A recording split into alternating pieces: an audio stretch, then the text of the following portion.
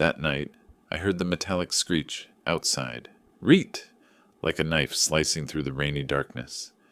By morning, my Bentley sat in the driveway, its 4 tires slashed, its paint carved with the words, "Old Fool."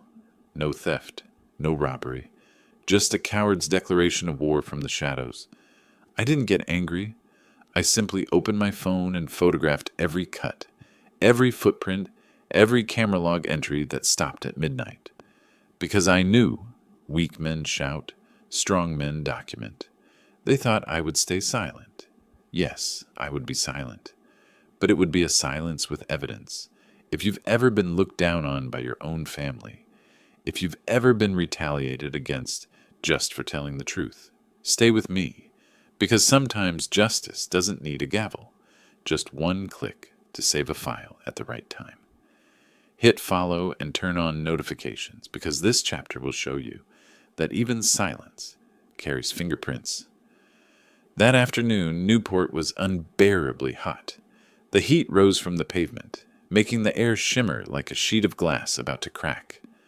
I drove Lydia's old Subaru Outback downtown just to pick up some groceries for dinner and a few cans of the green label coffee I'd been drinking for years.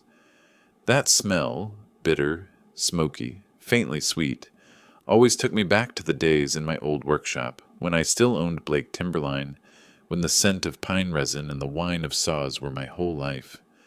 When I turned onto the hill leading home, Ethan was already standing in the driveway.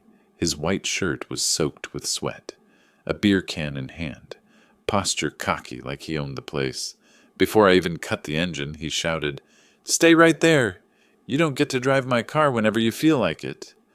I froze, my heart pounding like someone had dropped a heavy board onto a saw table. "I just went to buy a few things for dinner," I said, trying to stay calm. Ethan stepped closer, his breath thick with beer. "Dinner? You think paying the electric bill 20 years ago still makes you the man of the house? You're just a guest here, Warren. This isn't your damn home anymore." I saw Mr. and Mrs. Finch, the neighbors across the street, stop mid-path, their little dog silent. The mailman stood motionless by his truck, still holding a stack of envelopes. Everyone heard. No one spoke. I stepped out, steadying myself on the burning concrete. Ethan snatched the keys from my hand. The metallic clatter rang sharply. A grocery bag slipped from my grip and hit the ground. The coffee cans rolled away. One burst open. Coffee powder puffed into the air like gun smoke, its aroma mixing with the sweltering heat. Ethan looked down at the spilled coffee and sneered. "Look at that. You can't even hold a bag anymore. Maybe we should start charging you rent, old man." Just then, Lydia stepped out onto the porch, garden hose still in her hand.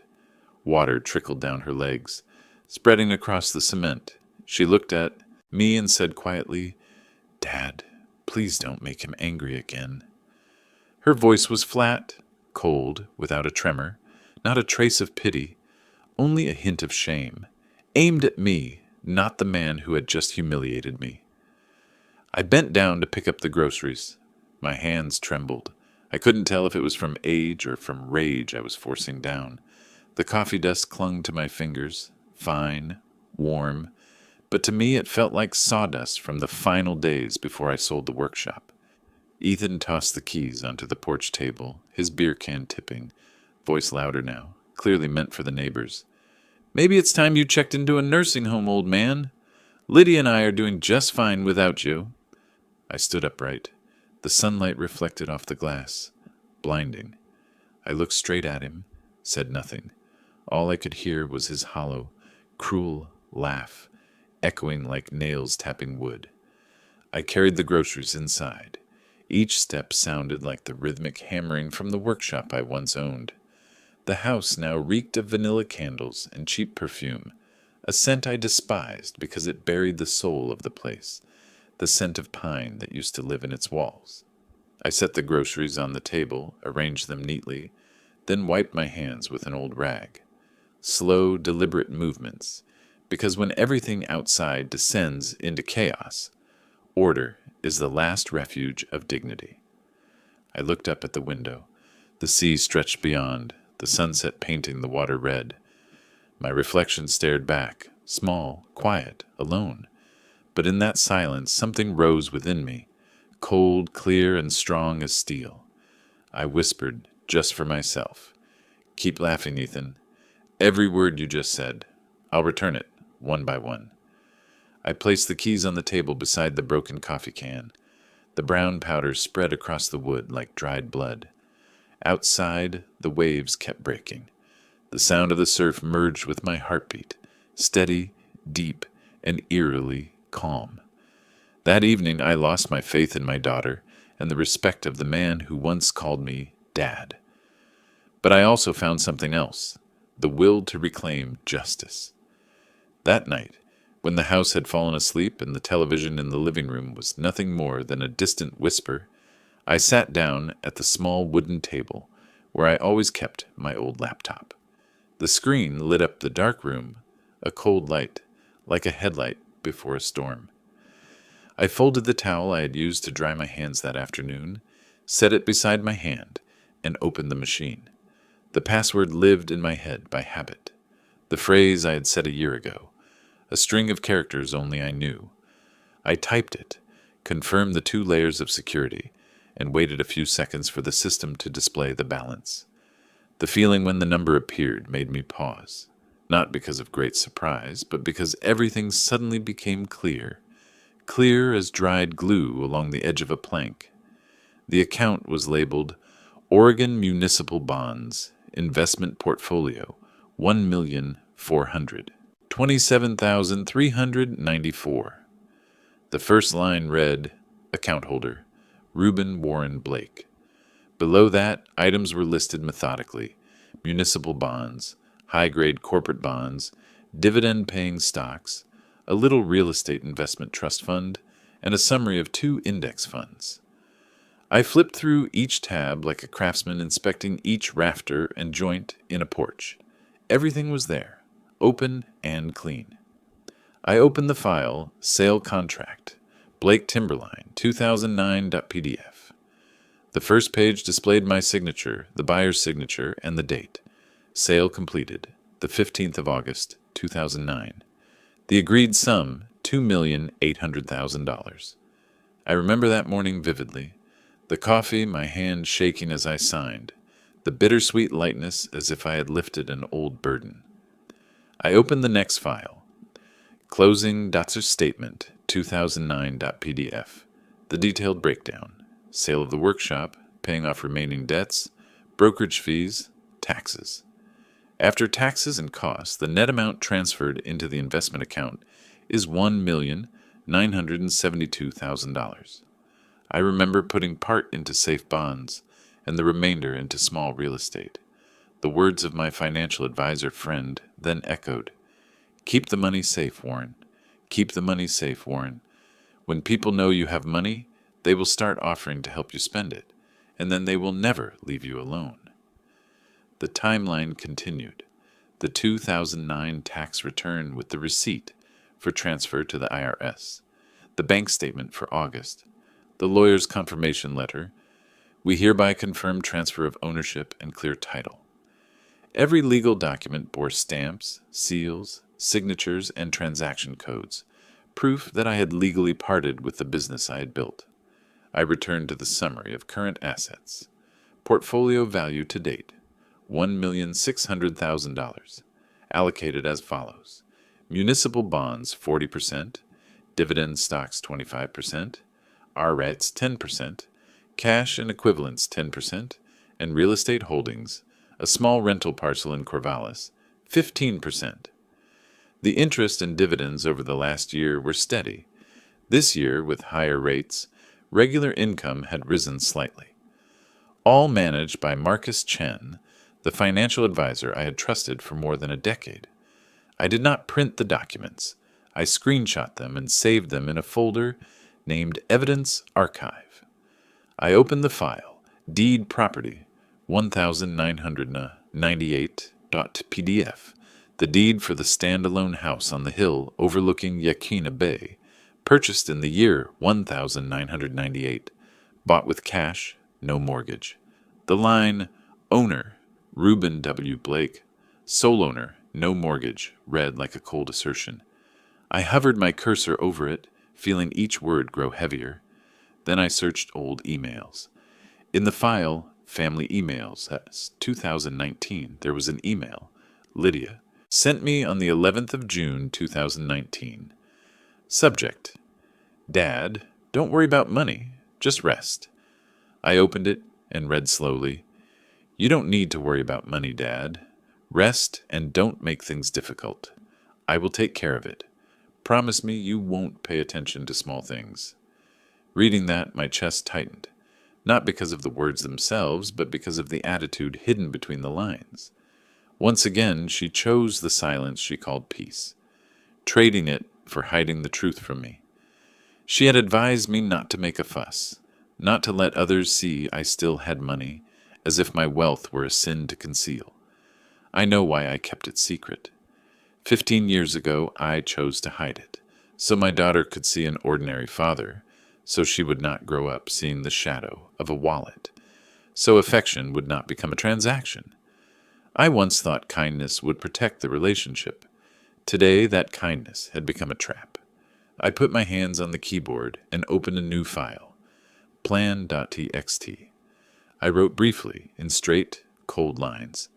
Verify accounts. Completed. Prepare legal evidence. Deed. Sale contract. Tax receipts. Completed. Purchase a public display asset. Symbolic property. Not completed. Gather witnesses. Mr. and Mrs. Finch, the mailman. Not completed. Appointment with Marcus, financial advisor. Tomorrow morning. I read it back. For the final line, I wrote in capital letters and bold, They want to see me poor. I will show them the truth with metal. I thought of the sound of a lock, of machinery. I thought of a vehicle, not for bragging, but because it is something so public that no one could deny I had the means to own it. A shiny object standing right before their eyes, announcing that their assumptions about me were wrong. When I turned off the screen, the room fell into another kind of silence, not peaceful, but a waiting that had been planned. From the depths of humiliation, resolve began to grow. From the -9 of the afternoon, I felt myself rising, not into joy, but into a cold determination toward a justice not spoken. Tomorrow morning, I will call Marcus, and 3 days later, they will see the medal. The next morning, the Oregon sky was as clear as a freshly cleaned pane of glass. A thin mist clung to the roadside trees, each droplet beating on the side mirror of a passing milk delivery truck. I stepped into Corvallis First National Bank at exactly 8:30. The automatic doors opened, and a rush of cold air carried the smell of metal and coffee. I walked slowly, my shirt buttoned to the collar, my old leather briefcase tucked at my side. Inside it all the evidence I had prepared the night before. Marcus Chen was waiting at the advisory desk, still in his ash-gray suit, his collar starched as if just ironed, with thin glasses and a calm voice. He stood when he saw me. "Good morning, Warren. Have you decided?" he asked. I nodded. "I have decided. I need to move a large sum, and I need it recorded cleanly, line by line."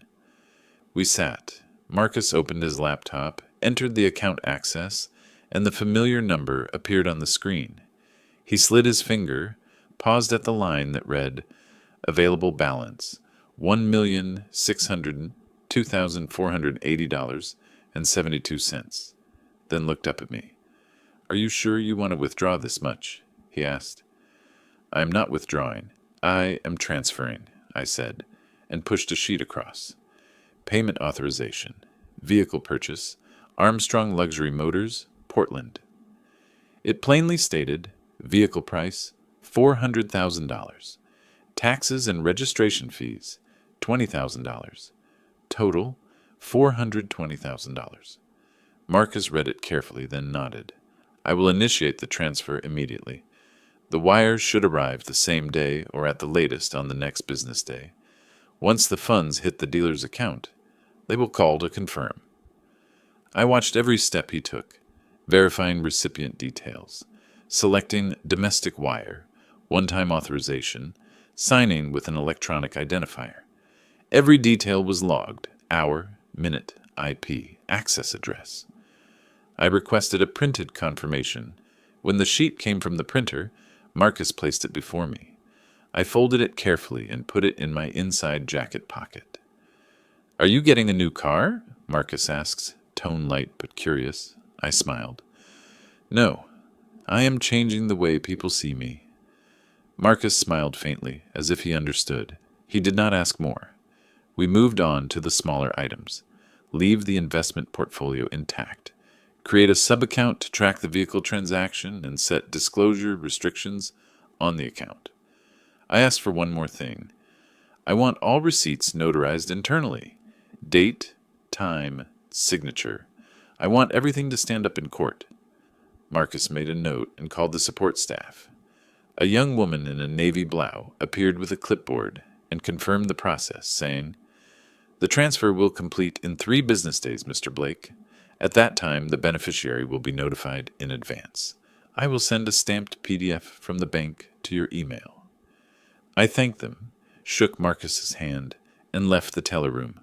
The outdoor light was bright but pleasant.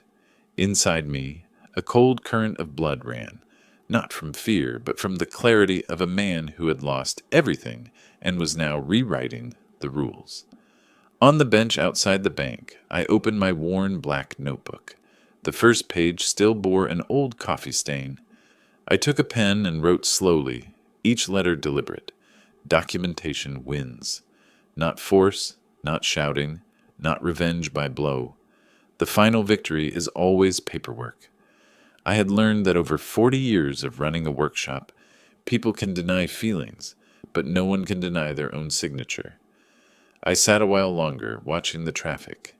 In my mind, 3 phases began to take shape clearly: purchase, disclosure, legal counterattack. As I walked toward the parking lot, the wind carried the distant sound of church bells. The sound entered me, cold and steady like a heartbeat. From the depths of humiliation, I had reached the first step of the plan. This morning, I only signed a transfer order, but in my head, I had already signed their sentence. 3 days after the bank notifies me that the transfer is complete, I will drive my rental to Portland.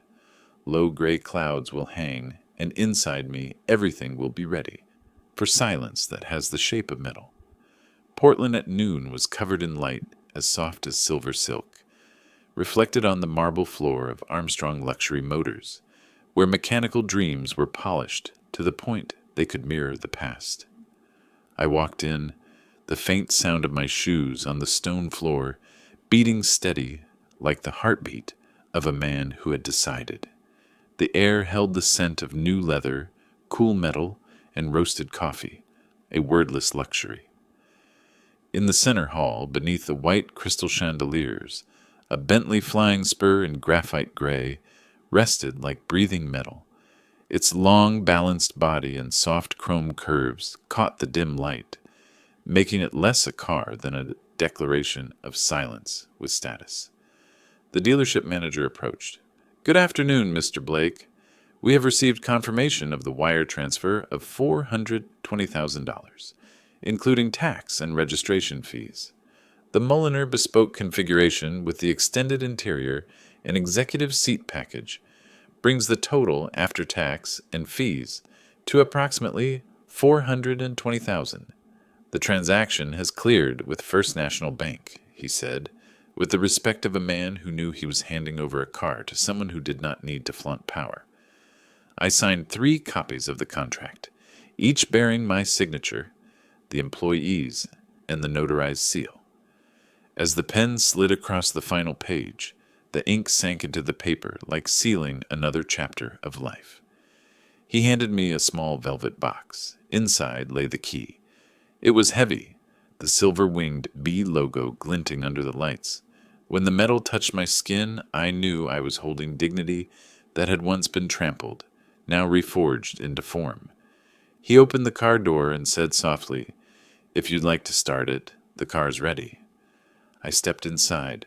The cabin unfolded like a private room. Cognac-colored leather seats, perfect hand-stitching, a matte walnut dashboard, the air thick with leather, metal, and wood, deep, clean, solid. I pressed the start button. The W12 engine did not roar. It hummed like a weighted breath, silence with authority. That sound did not boast strength. It commanded respect. The manager handed me an envelope containing the contracts, tax receipts, and bank confirmation, all notarized. I tucked them carefully into the inner pocket of my jacket, where once I had kept the invoices of my old workshop. I spoke slowly, almost a whisper. I didn't buy a car. I bought back the truth. As the Bentley rolled out of the Eosis dealership, Portland sunlight poured over its graphite gray finish, making it shimmer like liquid steel. My shadow stretched long across the road, merging with the metallic light. I turned west toward the coast. The tires glided past rows of pines. The wind slipped through the cabin, carrying salt and the sound of distant waves. I lowered the window and closed my eyes for a moment. For the first time in years, the wind carried the scent of freedom. Not the freedom of escape, but the freedom of a man who had reclaimed his honor through the quietness of steel. That late afternoon, the sun fell over the harbor buildings like shards of broken glass. The sunset over Newport burned bronze across the Yaquina Bay Bridge, its reflection flickering over the rippling water. I was driving the graphite gray Bentley flying spur southward, along the same road I had taken for 20 years in my old pickup. This time, everything was silent, only the wind slipping through the seams, the steady hum of the engine, and my heartbeat matching the rhythm of the revs. As I turned at the intersection near the bridge, the light turned red. I stopped, the tires rolling softly over the white paint. To my left, a worn silver Honda Civic pulled up. I glanced sideways, and my heart skipped a beat. Ethan! He sat there holding a plastic coffee cup, sweat staining his wrinkled shirt collar. The Civic's window caught the reflection of my Bentley, the graphite gray gleaming like liquid steel, spilling across its dull hood. Under the evening light, the image looked like truth, staring straight into pretense. I said nothing. I kept my eyes ahead, one hand resting on the wheel. 1 second, 2, 3. Then I tapped the horn. Not hard, just once, short, low, and deep, the sound of a machine too refined to ask permission. Ethan flinched. He turned his head, and I saw a bead of sweat trace from his temple to his neck, his eyes widening, lips parting without a sound. In that instant, I saw understanding dawn on him. He recognized the silver-winged logo. He recognized the man behind the wheel. And he knew that everything he had ever said about the poor old man died with that single note of the horn. He stared, lips trembling as if to argue, but no sound came. Across the street, the light from the Yaquina Cafe sign reflected off the Bentley's windshield, shining straight into his eyes. I smiled slightly, not the smile of victory, but the smile of a man who no longer needed to explain.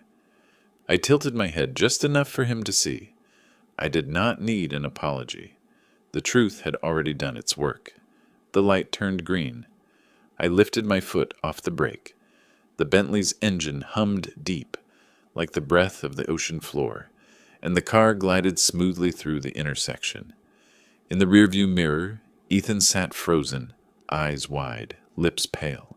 His arm hung limp, the coffee cup slipping from his hand, the lid popping off, brown liquid spreading across the floor like shame. Seeping outward, he stayed motionless as the Bentley rolled past. The last rays of sunlight flared against the car's hood, turning its surface into molten steel. The wind from the bay swept in, carrying salt, metal, and the faint scent of freedom. I didn't look back. I didn't need to. Sometimes justice only requires one red light. That evening, the air inside the house was thick, heavy, almost ready to condense. I had barely stepped through the back door when Lydia's voice came from the kitchen, higher than usual. "Dad, Ethan said he saw you driving a Bentley." I stopped, took off my coat, and set the keys on the table. Ethan was already sitting at the dining table, his face still pale from the shock earlier that day. His eyes were red, his tone low but trembling beneath the effort to stay calm. "Where did you get the money, Warren? A car like that doesn't just appear out of thin air." I looked at him, then at Lydia. She stood between us, her hands clenched, her eyes lost somewhere between husband and father. The kitchen smelled of soap and cold food, dense and airless. "You've been silent for years," Lydia said softly, her voice shaking but sharp like a blade. "You said you only had your pension. You hid everything. You lied by silence." I didn't argue. I opened my leather case and drew out the envelopes, each carefully labeled. The wire transfer confirmation from First National Bank, stamped in red. A copy of the 2009 sale contract for the workshop, signed and notarized. The IRS tax record marked, "Paid in full." Each sheet I laid on the table made a dry, distinct sound, the sound of proof. Ethan stared, his eyes darting across the lines of text and bank logos. He let out a short, bitter laugh. "So that's what you were hiding? You wanted to play the poor old man for sympathy?" I met his gaze calmly. I didn't hide out of fear. I stayed silent because I once believed kindness could keep a family together. Lydia looked up, tears welling. "You could have told me. I'm your daughter." "And you were the first to stay silent when your husband humiliated me in the driveway?" The room went still. Only the clock ticked, counting down like a slow verdict. Ethan opened his mouth, but I was already pulling out the last document, the deed to the house. The paper had yellowed, but the notary seal was clear. Owner, Reuben W. Blake. Sole owner, no mortgage. I placed it in the center of the table, my voice low but steady. "This is my house, always has been." No one spoke. Ethan stared at the paper as if looking at a sentence handed down. Lydia turned away, tears falling quietly onto the floor. I closed the case and locked it. The anger inside me was gone, replaced by a lightness, as though a weight had finally been lifted from my chest. The truth doesn't need to shout. It only needs to be put in its rightful place. The kitchen light reflected off the deed, making it gleam like a silver blade across the table. Outside, the wind from the bay blew through, carrying salt and the sound of the waves, the familiar voice of justice when it no longer has to speak. That morning, the Newport sky was the color of cold ash. Night rain still clung to the pine trees in front of the house, pattering onto the road. I stepped into the yard with a cup of coffee in my hand and froze. My Bentley flying spurs sat in the driveway, but it no longer wore its air of authority. Its 4 tires had been slashed, and the side paint was deeply carved with the words, "Old Fool." The crude, violent strokes, blurred by rain, looked as if hatred had waited for the dark to strike. I put the coffee down and walked slowly around the car. Under the light, the graphite gray finish reflected a pale silver. I could see the deep, short, decisive cuts. No kitchen knife or random object, but the work of a multi-tool blade wielded by someone with practice. I looked up at the corner camera. Its status light was dark. A cold feeling crept down my spine. I opened the surveillance app on my phone. There was no recording from 11 p.m. to 5 a.m. The only notification read, "System disarmed manually, 3 minutes past midnight." A small line, but enough to tell me it was not a malfunction. Someone had disarmed the system with the master code. At noon, the police arrived. Detective Harris, a short man wearing glasses and a brown cloth coat, walked around the car taking notes meticulously. He crouched to inspect the mud prints on the concrete. Size 10, Nike athletic shoes, a new sole pattern. I looked down at Ethan's shoes. Exactly that style. I said in a low voice, "You see it. Shoe size, mud marks, camera disarmed with the house code." Harris looked up, cautious. "I know, but we need direct evidence. Shoe prints aren't enough. No footage, no warrant." I fell silent. The rain began again, mixing with the smell of rubber and burnt paint. I watched the letters "Old Fool" run in the water like an old wound bleeding. Ethan came out the back door wearing a hoodie, feigning a long yawn. What happened, Warren? Someone doesn't like your new toy? He said. I did not answer. The cameras didn't catch anything, he shrugged.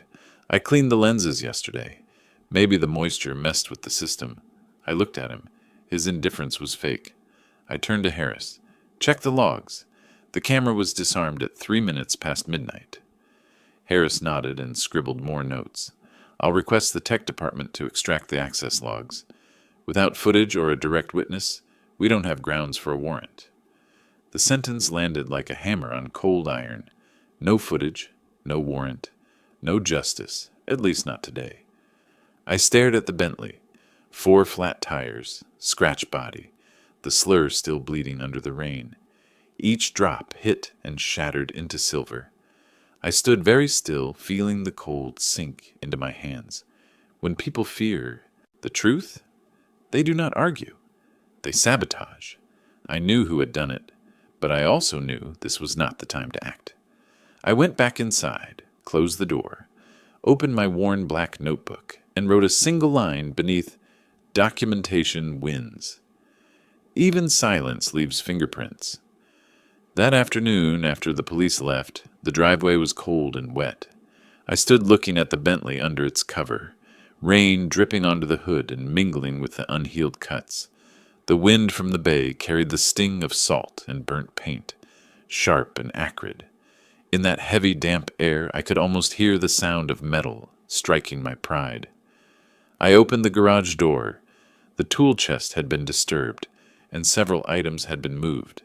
The Stanley utility knife, the one I used to cut wood and seal design drawings back at the old workshop, was gone. I paused, my eyes tracing the smeared trail of mud leading to the corner wall, where the faint smell of fresh paint lingered. Even silence was saying something now. Later that afternoon, I called Newport Auto Works. The mechanic's voice was steady over the phone. If we repaint the whole body and replace all 4 tires, you're looking at around $3,800 to $4,000, depending on the undercarriage repair. I nodded. I'll file an insurance claim. I want the records and damage photos logged officially. He asked, which company should I send the claim file to? I answered, Bentley Comprehensive, policy from 2022. Include the site photos in the report. I want signatures on everything. The car was towed away at 5 o'clock. Ethan leaned against the doorway, hands in his pockets, a half smirk on his face. Expensive toy for an old man, huh? Maybe they just wanted to remind you you're not young enough to own it. He paused, glanced me up and down, his voice thick with liquor. Guess it hurts when karma finally drives a better car than you. I looked at him. Not karma. Just people who can't tell the difference between worth and price. He chuckled, hollow and dry, then walked off, leaving behind the smell of alcohol and cigarettes on the porch. That night, I brewed coffee and sat alone in the study. Rain tapped steadily on the roof, the desk lamp glinting off the insurance receipt, still damp from the rain. In my inbox, a new notification appeared. Claim number 11,247, estimate 7,200, projected payout 7,200 minus 1,000 deductible. I read each line slowly, cross-checking it against the police report, then saved everything into the folder, evidence claim. Not because I needed the reimbursement, but because I wanted it all documented, time-stamped, signed, verified. At my age, I knew anger wasn't a weapon, proper paperwork was. I opened the black notebook and wrote another line beneath, even silence leaves fingerprints. Silence has its price.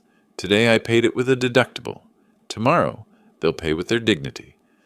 I closed the notebook and set it on the desk. Outside, the streetlights of Newport shimmered across the wet pavement, a pale silver glow merging with the rain. Through the glass, I saw myself, old, tired, but never weak. Inside me, something shifted, not rage, but resolve, sharpened to an edge.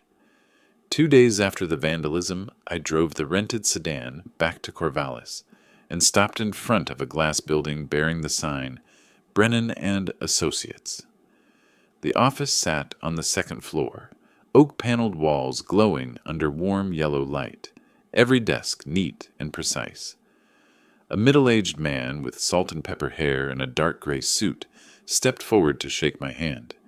He was Michael Brennan, the attorney recommended by an old friend from the bank. His voice was deep, steady, and straight to the point. "I read your email, Warren. You did the right thing. Document, don't react." I nodded. He poured me a cup of black coffee, then opened his laptop and projected a slide onto the wall. "You asked whether you can evict family members when only a verbal agreement exists," he said, looking up and enunciating each word like a verdict already written. "You absolutely can if they violated that verbal agreement." Brennan pulled a printed email from the file, dated August 18th, 2019, sent by Lydia Blake. The line was brief, but enough to define everything.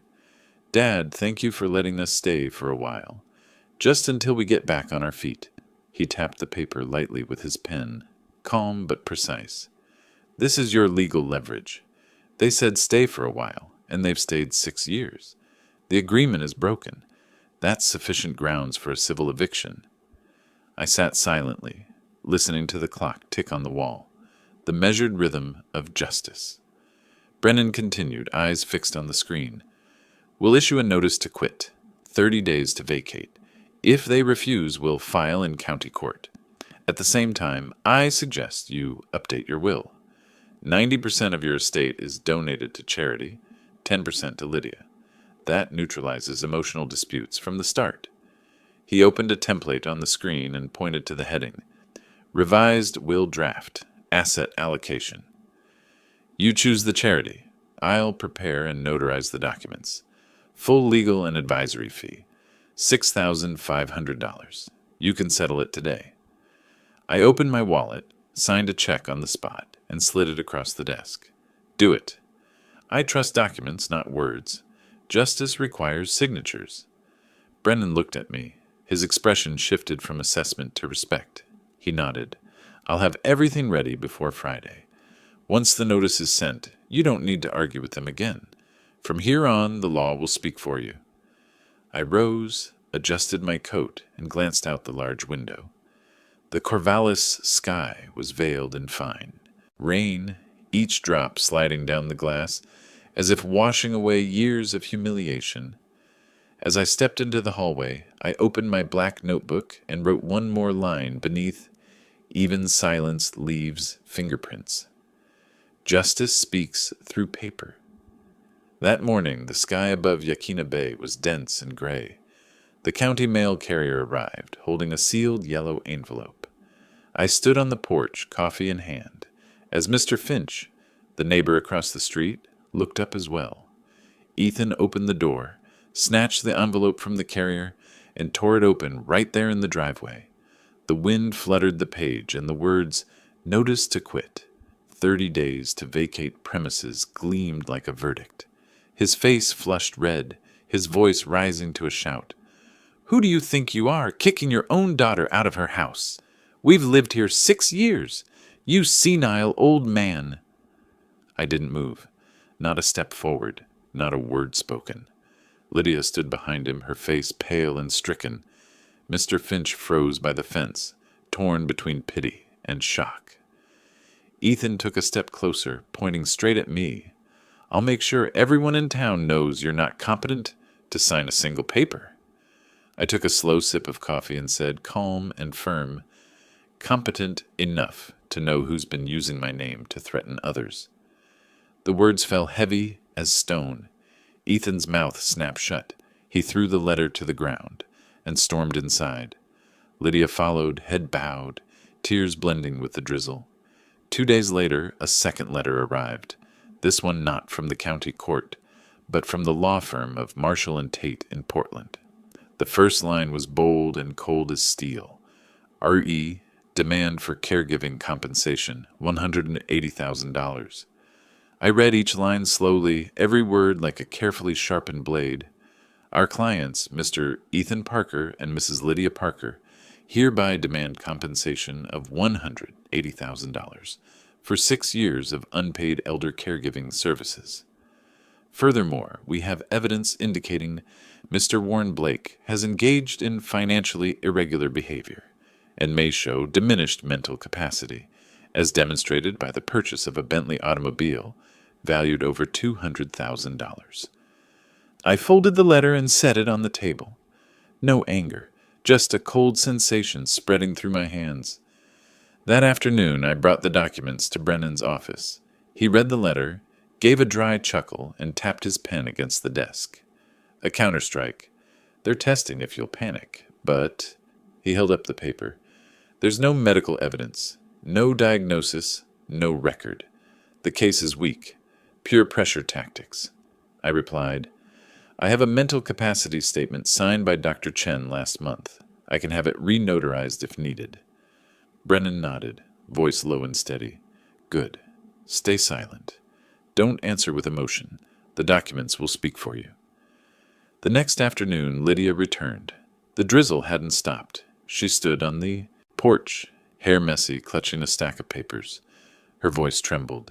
Dad, I didn't know Ethan would do this. I just want things to be calm again. If you withdraw the eviction, we'll drop the lawsuit. Please, Dad, don't take this any further. I looked at her, the daughter who had once been my pride. In the dim light, her face was a blend of guilt and fear, but I saw no love, only calculation. I spoke slowly, evenly, my tone cold. Love isn't in apologies. Love is in actions. Lydia lowered her head, tears falling. I didn't move toward her. She turned away quietly, her figure fading into the rain like a memory dissolving in slow motion. That night, as the kitchen light reflected off the table, I opened the black notebook again. My pen moved slowly, deliberately. When an apology lacks action, it's only a strategy. I looked up toward the window, toward the spot where, years ago, 18-year-old Lydia sat beside me, filling out her Oregon State University application. I still remember what she wrote at the end of her essay. The person who has influenced me the most is my father, because he taught me that the truth never needs to shout. I smiled faintly. Maybe she had forgotten that lesson, but I hadn't. That morning the Oregon sky was thick with fog, the light dim like a curtain before a great stage. I was making coffee when there was a knock at the door. When I opened it, an officer from the Lincoln County Sheriff's Office stood on the porch, holding a sealed white envelope stamped by the court. Morning, Mr. Blake. Court-authorized delivery. Notice to quit. Effective immediately, he said, his voice even and polite. I nodded, signed the receipt, and watched him turn and walk away. 5 minutes later, Lydia came out of the house, hair disheveled and robe thrown on. When she saw the envelope in my hand, she stopped, her face going pale. I held the envelope out to her. You should be the one to receive it. The house papers should go to the person who's living here. She took it with trembling hands and read down to the line, 30 days to vacate premises, her lips moving as if she could not believe her eyes. Dad, did you really do this? She asked. I answered only softly, This is not revenge. This is a legal right. At noon, Brennan called to confirm, The notice has been properly served. I filed a copy with the county, stamped, received. The deadline to vacate is exactly 30 days from today, not a minute less. Everything is completely legal, Warren. Don't let them unsettle you. I replied briefly, Thank you, Brennan. I will not. Late that afternoon, Ethan came home. The old Honda squealed into the driveway. The door slammed. He stormed into the house, face flushed, waving the paper Lydia had left on the table. You can't do this. You can't evict us from this house, he shouted. I looked up from the table, calm. I'm not evicting anyone. I am ending an agreement that expired 6 years ago. You're insane. Everyone will know you're not competent to sign anything. You'll die alone, he bellowed, veins standing out on his neck, spittle hitting the tabletop. Lydia tried to grab his arm, voice choked. Ethan, stop! Don't make this worse!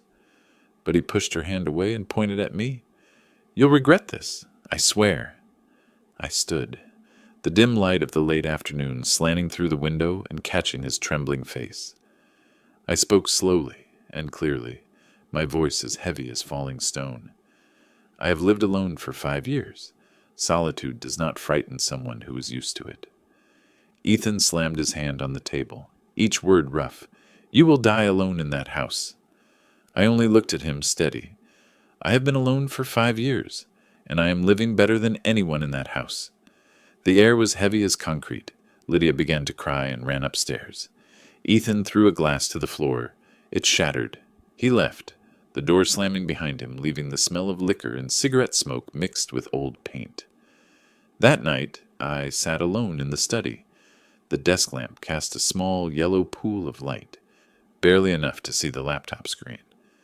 While reviewing the case files, I pulled the SD card from the smart socket in the kitchen to search for Dr. Carter's medical notes. But among the list of files, one entry stopped me cold. Edo record 08-11-03am.mp3. Curious, I opened it. After a few seconds of static, Ethan's voice came through. Cold, dry, with no emotion. We're just waiting them out. I froze. A vein throbbed at my temple. Each word fell like a blade on a rotten trust. I listened twice more. There was no mistake. Lydia's voice was audible in the background, soft, but not stopping him. A mix of pain and clarity washed over me. I copied the file to a USB drive, placed it in an envelope, sealed it, and wrote by hand. Brennan, for evidence. The next morning I brought it to Brennan's office in Corvallis. He opened the file, listened to the 30 seconds, then looked at me. Keep the original. This will be a bullet for justice. I only nodded. For the first time in many years, I heard my father's voice in my head. When they dismiss your silence, let the papers and the proof speak for you. I understood. The game was close to its end. That morning, the fog over Newport was thick as a curtain. I arrived at the Lincoln County Circuit Court, Newport Division, half an hour early, carrying my old leather briefcase. The hallway smelled of polished oak, the sound of shoes, rustling papers, and faint coughs blending into the familiar rhythm of places where justice is spoken through documents. Brennan was already waiting at the end of the bench. In front of him a thick file labeled Exhibits, Blake V. Parker, Fed, License Revocation. I nodded slightly. No words. Since the day I wrote in my notebook the line, Justice speaks through paper, I knew I would stand here at this exact time with these very papers. The bailiff opened the courtroom door. We entered. The room was not large, dark wood, the state seal hanging behind the bench. Judge Eleanor Grant, neatly tied silver hair, thin glasses, calm eyes, sat in the center. She was the kind of person who could silence a room just by looking. Marshall, the lawyer for Ethan and Lydia, was already there, holding a black briefcase. Ethan sat on the right, his tie hastily knotted, face pale but eyes still flickering with anger. Lydia sat beside him, hands clasped, thumb turning a crumpled tissue. The court confirmed jurisdiction under Oregon Revised Statutes. Chapter 105, Fed. Forcible entry and detainer, license revocation, notice to quit. The gavel struck lightly. The air froze. Brennan stood first, his voice low and firm.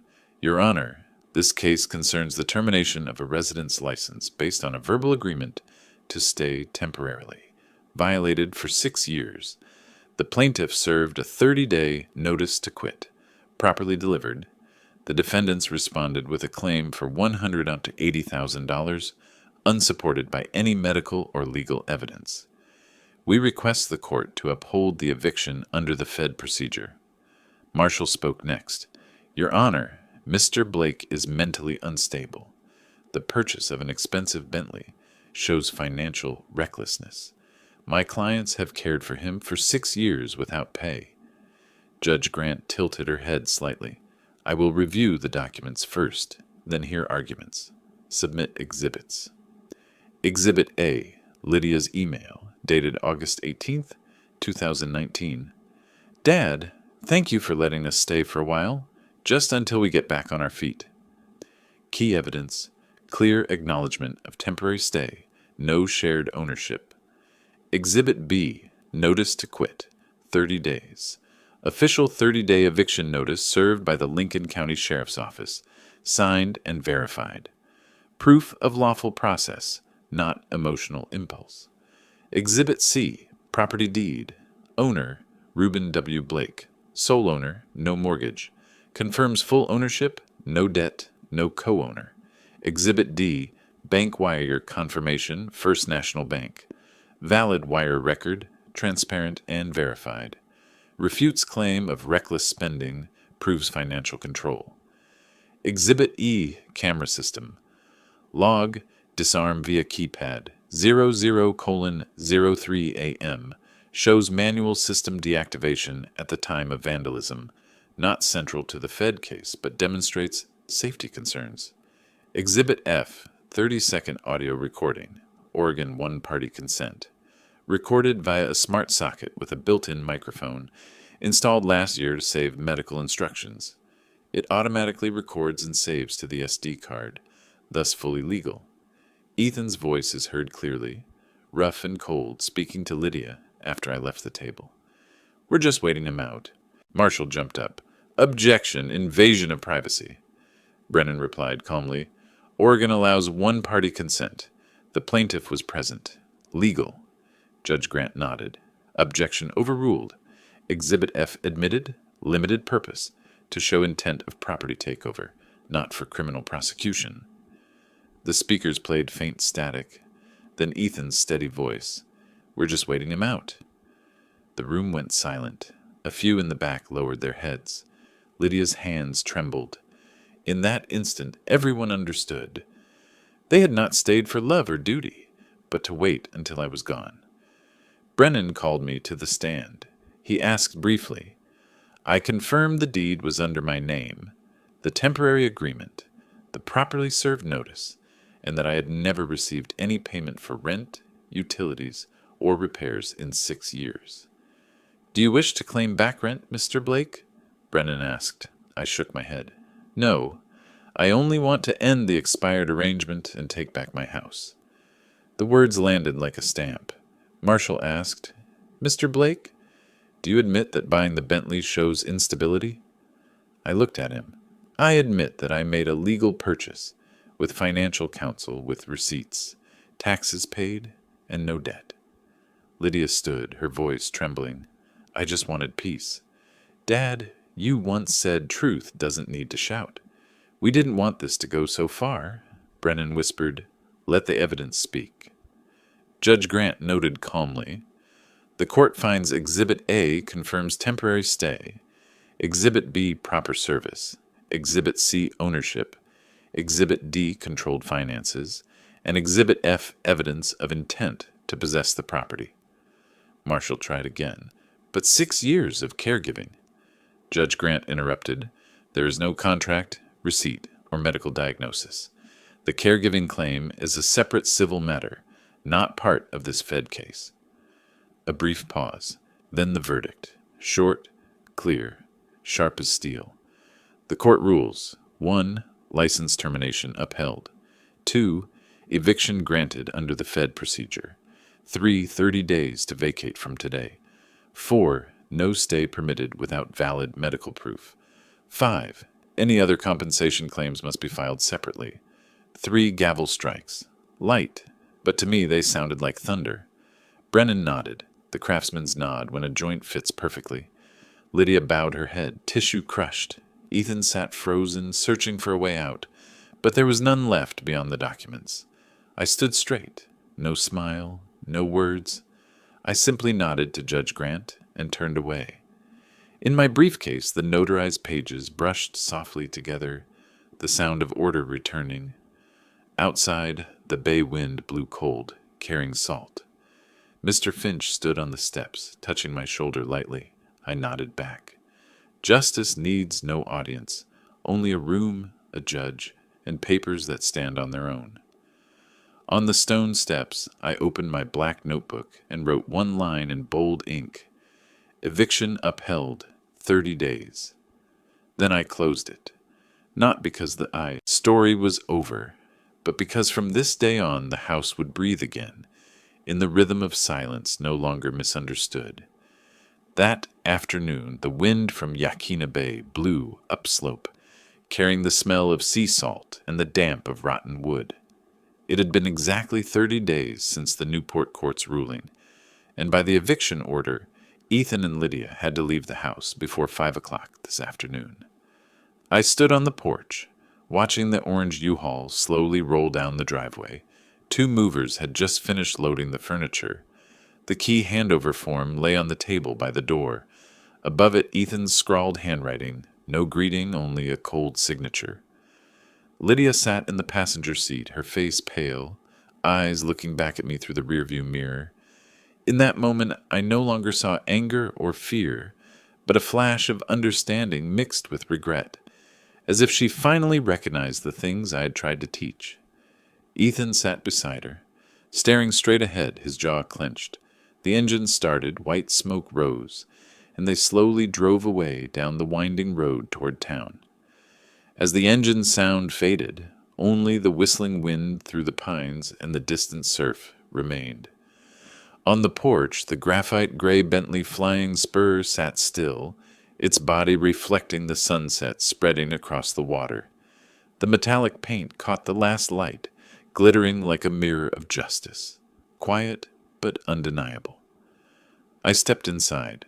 The living room was empty, their belongings gone, leaving only the old wooden chair and the photo of my wife on the wall. I slowly made a pot of coffee, the Blue Label roast Ethan had spilled during the first humiliation. The smell of coffee filled the space, blending with the waning sunlight through the window, returning to the house the warmth it had lost for many years. That evening, Brennan called. "I've just sent the final invoice, $8,200. I smiled faintly, opened my laptop, transferred the funds, and then signed the confirmation electronically. "Thank you, Brennan. Not because I won, but because the truth has been put in its place," he replied. "I know, and sometimes silence is the heaviest sentence." I turned off the computer, sat in the chair by the window, and took a sip of coffee. The last rays of sunset passed through the trees, reflecting off the car's glass. Light that was not harsh, but gentle and enduring, like a reward for one who has endured long enough. On the table, I opened my small notebook and wrote the final line beneath the old notes. "Family without respect is just an occupation without a title." I put the pen down, closed the book, and heard the wind blow through the crack of the door, bringing sea air, the smell of coffee, and complete silence. No more apologies needed, no more judgments to be pronounced. Only the quiet house remained, and an old man sitting within it, knowing that justice does not need noise, it only needs patience. If you believe, that silence is not weakness, but the strength of someone who has been hurt and still chooses to stand tall, leave a small dot in the comments. Each dot is an affirmation that dignity never goes out of date.